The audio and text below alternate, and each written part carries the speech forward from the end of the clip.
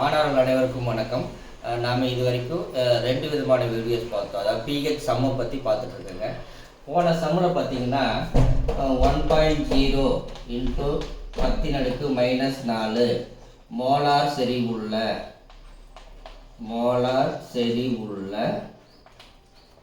H plus அயனியின் pH மதிப்பு என்ன அப்படின்னு சொல்லி பார்த்துருப்போங்க. பொதுவாக நம்ம ஒரு சம்மை பார்த்த உடனே ஆன்சர் பண்ணிடலாம்.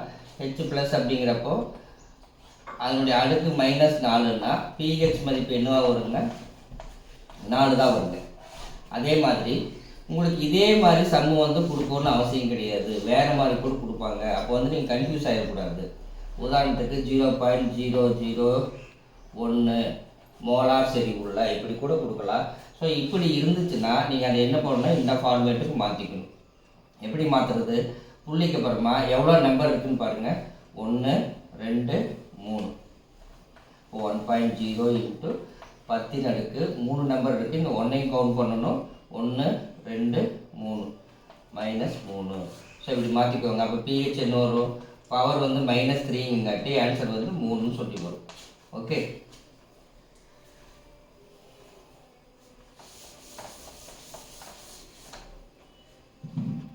இப்போ நம்ம மூணாவது சம்முக்கு போகலாங்க. மூணாவது சம் நம்பர் 3.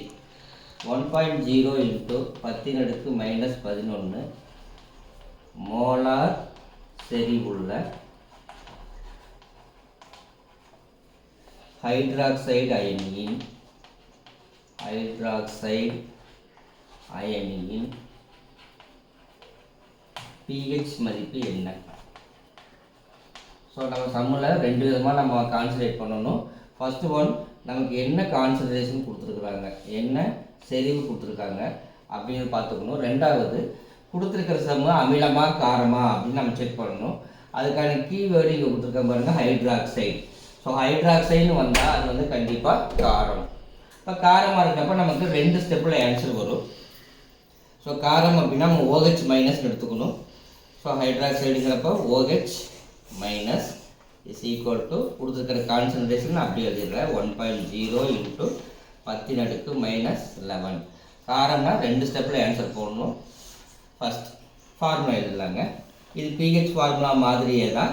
ஹெச்சுக்கு பதிலாக நம்ம OHன்னு போடுறோம், வேறு எந்த மாற்றமும் இல்லை. -log10 concentration of OH minus.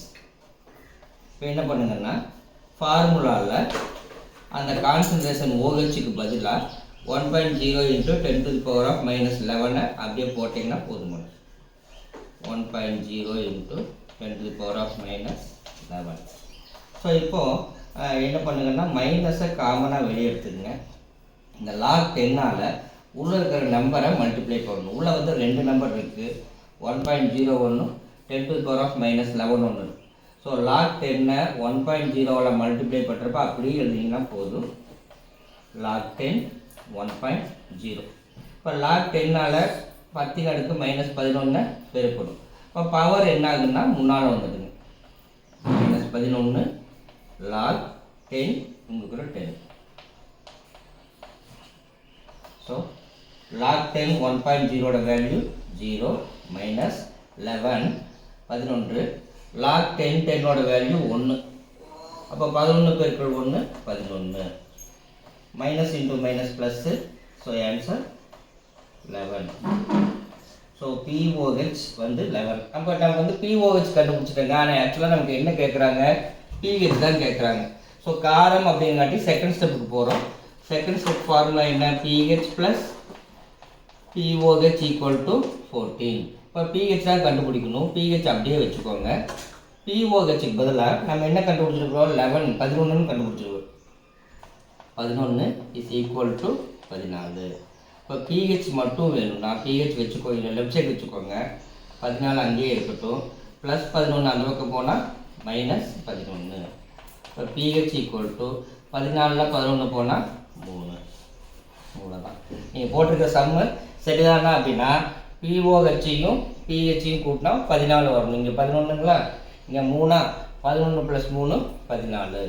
So இந்த மாதிரி காரம் சம்மந்தமான சம் வந்துச்சுன்னா நம்ம 2 ஸ்டெப்பில் ஆன்சர் போடணும். ஸோ காரமானு கண்டுபிடிக்கிறதுக்கு ஏற்கனவே கீவேர்ட்ஸ் எல்லாம் சொல்லிட்டேன். ஹைட்ராக்சைடுன்னு கொடுப்பாங்க, இல்லைன்னா OH மைனஸ்னு கொடுப்பாங்க, இல்லைன்னா பொட்டாசியம் ஹைட்ராக்சைடு, சோடியம் ஹைட்ராக்சைடு, இந்த மாதிரி OH வந்துன்னா நீங்கள் காரம் அப்படிங்கிறத ஞாபகம் வச்சுக்கணும். Okay, thank you.